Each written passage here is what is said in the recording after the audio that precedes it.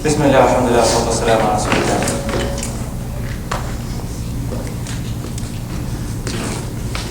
2 weeks ago, which prophet did we talk about?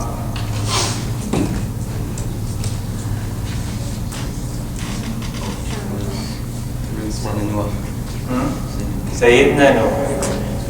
Sayyidina Nuh. How did the story of Sayyidina Nuh end? The ark. What was with the ark? They survived like the flood. They survived like the flood. There was water everywhere, and they survived the flood. And after they survived the flood, who was left? Just the people on the road. Just the people on the ark. And we talked about Sayyidina Nuh and the people that were on the ark having children, right? Was anybody else had children from the people that came from the ark? Or just Sayyidina Nuh? That's why he's called what? That's second number 2. Adam thing. Yep. Second Sayyidina Adam. SubhanAllah, when I was preparing for today's prophet, it amazed me how repetitive the stories are. It's identical. The people change. The prophets change. The circumstances change. The location changes. But the actions doesn't. Look at them.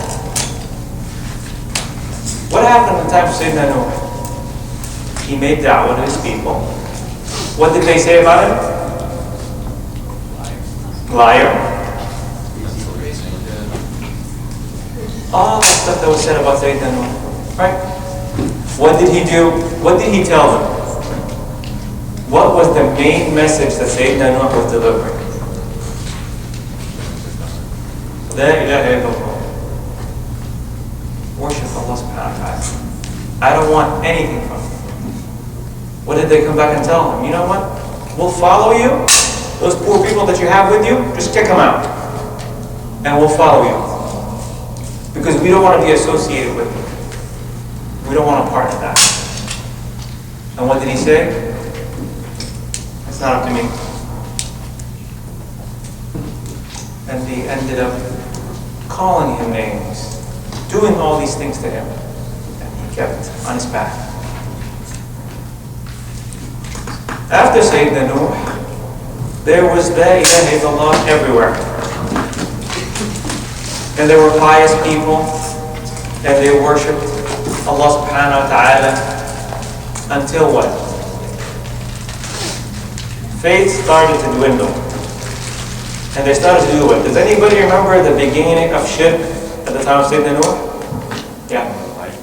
Idols. How did it happen? They said the statues were just to remember people they venerated before. Perfect. So they had pious people that were there, and they built statues for them. They said, this is a good person, let's just put a remembrance for him. That way we'll remember them. And what happens? Generation after generation after generation. That one fades away, and the initial people that started it pass on. And the kids and the grandkids start looking at these idols as their gods. And they worship through them. The same thing happened after a lengthy period of time. The time doesn't matter. This time in an area called Al-Ahqaf, south, between Yemen and Oman. Now the group of people that were there were called Adel. Just a group of people. I'm not concentrating on the names very much this time, and I'm putting 2 prophets together because we want to look at the parallels from the 2 stories. These people were very strong, very powerful, had enormous size. They had powers, you name it. They were so strong to the extent that they said nobody can beat us in anything, even the Allah that you're talking about. SubhanAllah, Allah subhanahu wa ta'ala sent to them their brother Hud. So the prophet we're going to talk about first Sayyidina Hud. Sayyidina Hud did what? What would he do? Under what circumstance? He would go make da'wah, right? Just like every prophet. What would he do? He would go and talk to them, preach to them, explain to them what you need to do. How do you worship Allah subhanahu wa ta'ala? Why are you worshiping idols? Their main concern was what? Similar to the time of the Prophet, and when the Prophet came with the message. What was the biggest obstacle for the people of Quraysh? That he's saying what? La ilaha illallah, and all the idols that they use for money is going to be demolished. And it's money. That's one. Two, power. We have power. If someone else now has power, becoming a prophet, we don't want that. We want the power to stay with us. So what did they do? They called him names. And the beauty of this, today I'm not going to go to the verse of the Quran, but the verse of the Quran is beautiful when it talks about how he responded to them. Now, a lot of us go through some of this these days, and we hear this in the news left and right. Calling names, saying things about them. SubhanAllah. Their response, the Prophet's response, is Ya Qawmi, Ya Qawmi, oh my people. They do this to him, they call him name, and he goes back, Ya Qawmi, oh my people. So what? It's always, he responds to them better than what they treat him. That's his motto throughout. They keep pushing him. And they say, when it comes to a point where they say, we're way too strong that even your God is not going to do anything to us. Allah subhanahu wa ta'ala makes it clear that at that point, there's no communication. It's done. They're not going to, he's not going to communicate with them. He sends, subhanAllah, sends on them a punishment. After Hud gave them da'wah with no end, similar to Sayyidina Nuh, he sent on them punishment. أعوذ بالله من الشيطان الرجيم وأما عاد فأهلكوا بريح صرصر عاتية سخرها عليهم 7 ليال و8 أيام حسوما فترى القوم فيها صرعى كأنهم أعجاز نخل خاوية. Now, they had wind that was coming to them. Now, before, one of the aspects of punishment that happened to them, right before that, was they were farmers. Allah subhanahu wa ta'ala held the water from them for, some of the scholars say it's about 3 years. They went to Sayyidina Hud and they told him, what is going on? And he said, Allah subhanahu wa ta'ala has punished you with what you've done, and he has stopped the water. And what you need to do at this point is make istighfar. Remember the dua that Sayyidina Nuh did? Does anybody remember the dua? Remember we talked about make istighfar? Anybody remember that? Why do we make istighfar? Like, normally we would do it because we saw or did something wrong, but you can do it for any reason whatsoever, anytime. Go ahead. قُلْ اسْتَغْفِرُوا رَبَّكُمْ إِنَّهُ كَانَ غَفَّارًا يُرْسِلِ السَّمَاءَ عَلَيْكُمْ مِدْرَارًا. Make istighfar, Allah will bring rain. وَيُمْدِدْكُمْ بِأَمْوَالٍ وَبَنِينَ وَيَجْعَلْ لَكُمْ جَنَّاتٍ وَيَجْعَلْ لَكُمْ أَنْهَارًا. We associate istighfar that we've done something wrong. Right? And we're trying to repent from it. But they're saying, no, not just that. If you need something, you make istighfar for Allah subhanahu wa ta'ala. And you ask for Allah's forgiveness. Allah will return this to you. And will bring rain to you. So what did they say? They said, no, we're going to go to our gods and do what we need to do, that like we always do. So Allah subhanahu wa ta'ala punishes them. They see the clouds coming and they say, wow, clouds, see, we don't need food. We're going to get the cloud, we're going to get the rain, we'll take care of everything. Well, that rain took care of everything. Completely destroyed them. He was warning them by what? What happened to Qawm Nuh. And they did that. And they ended up being completely destroyed. The winds were so strong it completely obliterated them. Except Sayyidina Hud and his followers. Same thing happens over again in a different spot. قوم صالح, Thamud. It's the same exact story. It's as simple as that. It's a carbon copy of what happened. People have changed. They were pious for a certain period of time. They started worshiping idols. They were arrogant. They became strong, and so on and so on and so on. Now these were more arrogant. They said, we're not going to believe to you unless you bring us a huge miracle. And at that point we might listen to you. Does anybody know what the miracle of Saleh was? And now, tell me what you know about the now. You don't know the whole story. Anybody knows anything about people of Saleh, of Sayyidina Saleh and Thamud? Camel, yeah. So what do you know? The camel, yeah. But what do you know about the story? Yeah. I need you to talk. They weren't supposed to. There were certain days that they could take milk from this camel, and certain days they couldn't. But some people wouldn't follow it, and then he said, "But you can't." He said, "Even despite the milk rules, you can't touch it. Like you can't harm it whatsoever." And then one day they decided to slaughter it. I think it's Surah Shams. Okay, so this is what happened, and thank you for saying that. What happened is. What happened was, they challenged Saleh, and they said, we will follow you under one condition.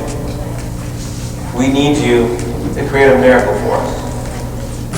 And he said, ask me what you want, and I'll make dua to Allah, and Allah will grant it, inshallah.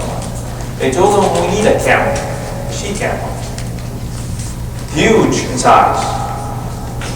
And we need to be pregnant. You know when you're talking to someone that you know is just making up stuff?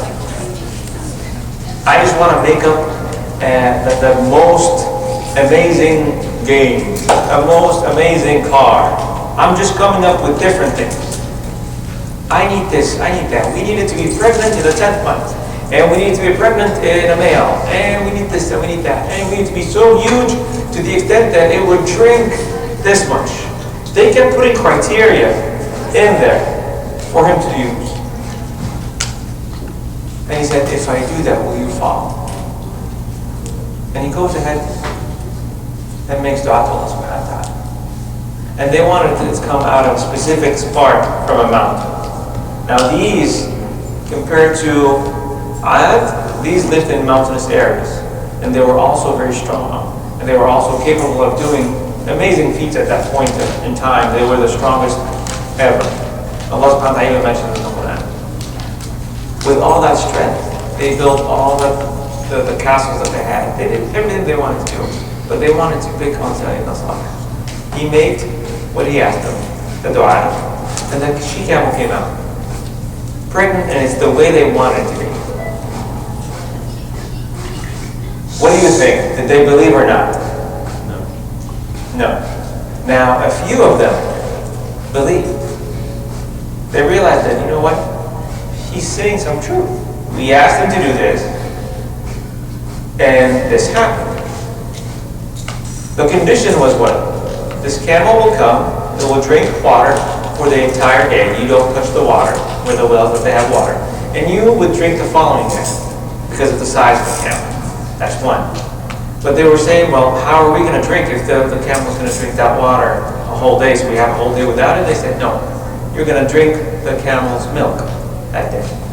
So at this point, you have sustenance for yourself.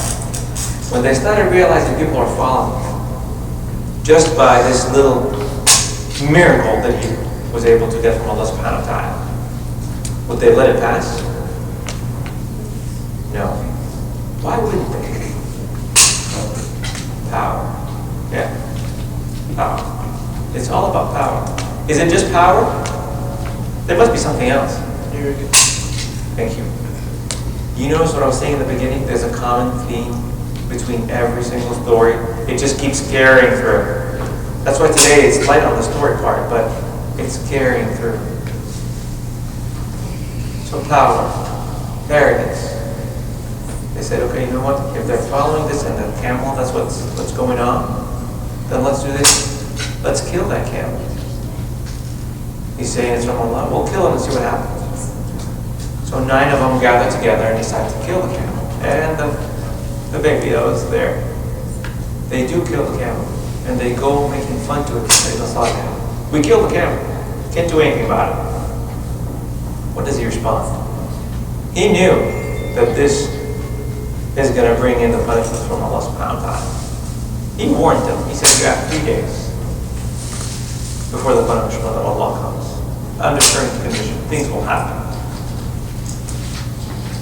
And the punishment of Allah subhanahu wa ta'ala comes to them.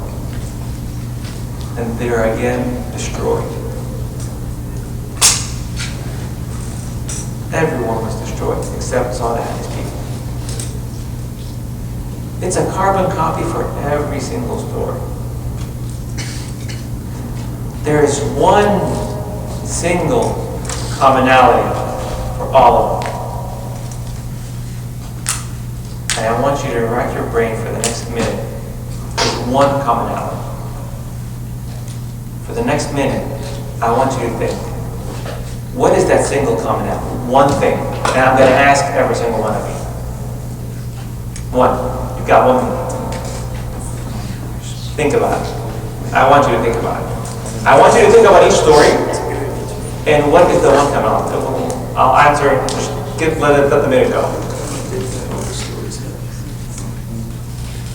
You can talk amongst yourself if you want. Yeah, even after this. Well, there could be different answers. Well, no. There's one that I'm looking for. One specific one that is common among all of them. One word. But what's their arrogance in the story about? Where?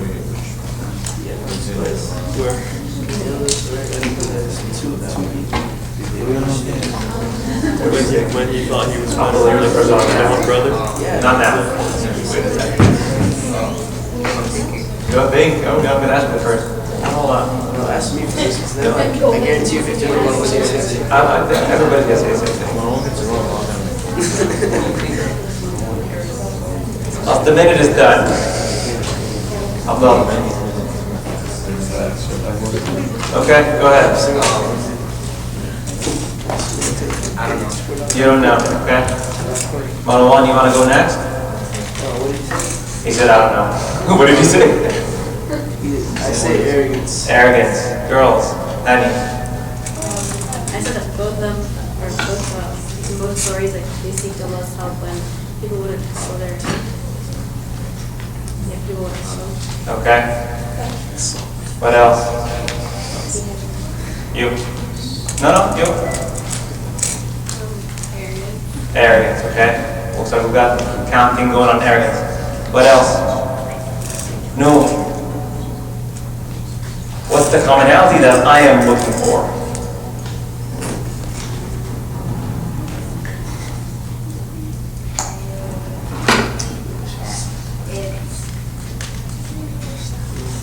By the way, it's something I didn't talk about today. I didn't mention it today on purpose. On purpose. Yeah. Faith in Allah. Faith in Allah. What else?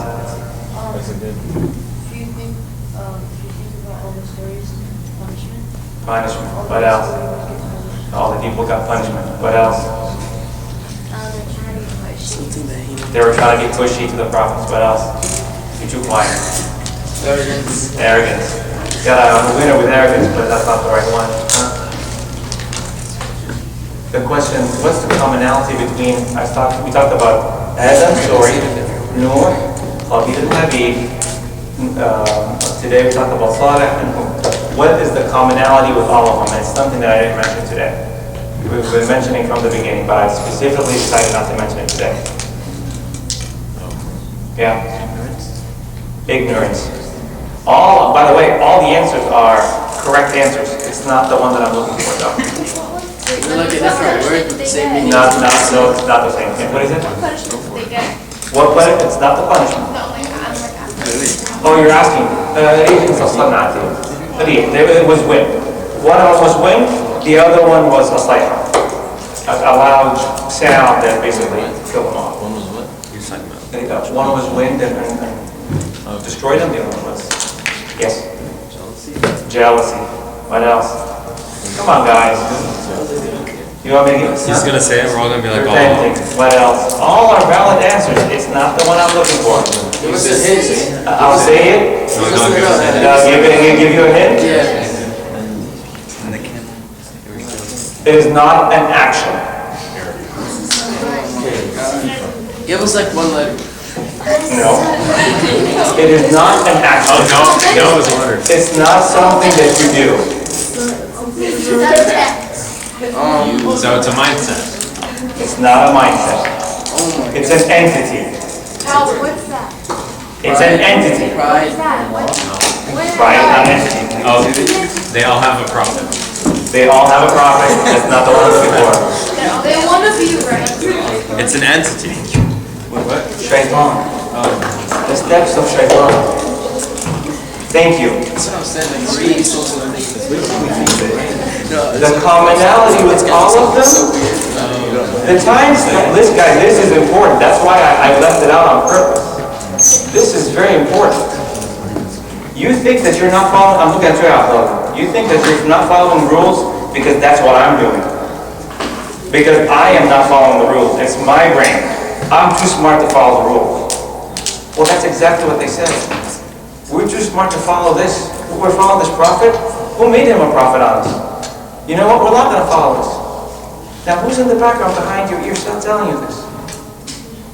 That's every single thing. From the time of Adel till the story we stopped at now. What is the commonality? The end, even though I didn't talk about it today.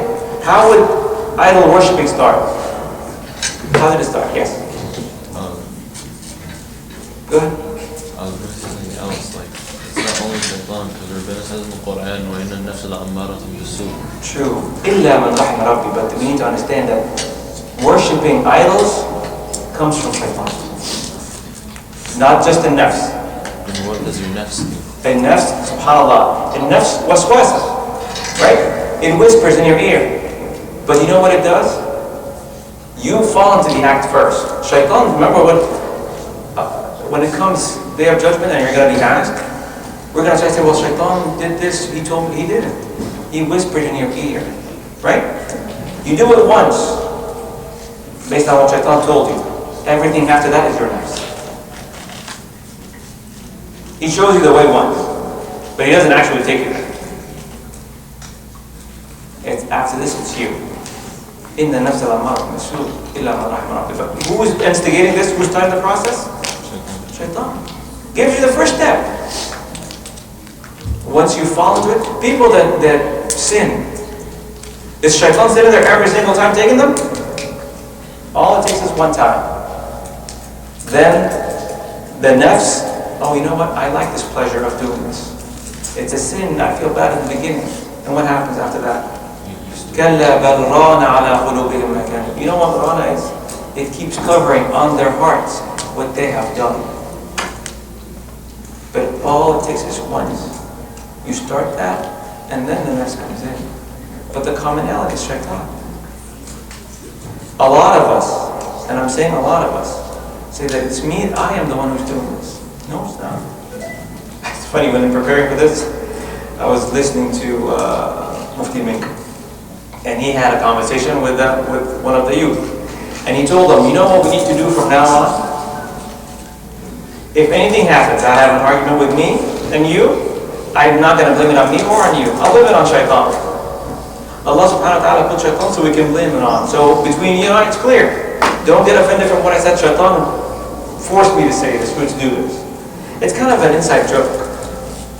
But that's how it starts. He just gives them the seed. Did he tell them, go worship this idol? He never did. Remember the time of Noah, worshiping idols? He never tells you to worship idols. Why? Because it's automatic that if you reject it. What he tells you, it's a good idea to have something to remember your parents with. Right? It's a good idea to do this. Is he going to tell you to do? He's not going to go tell you to kill someone. Did he tell Adel to kill his brother? No. What did he tell him? Why is he getting the pretty one? look at him. He doesn't give you the actual action.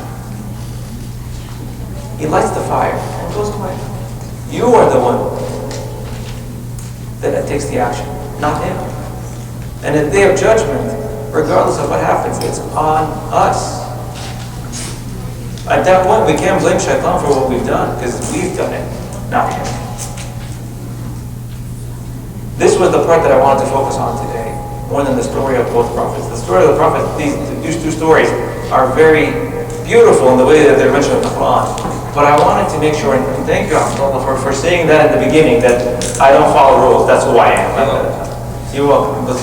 You know what? This basically proves the point. That exactly proves the point. That we think that I am doing it. You know what? I'm not going to follow rules. I'm above the law. I'm not going to follow rules. Thinking that it's our own actions.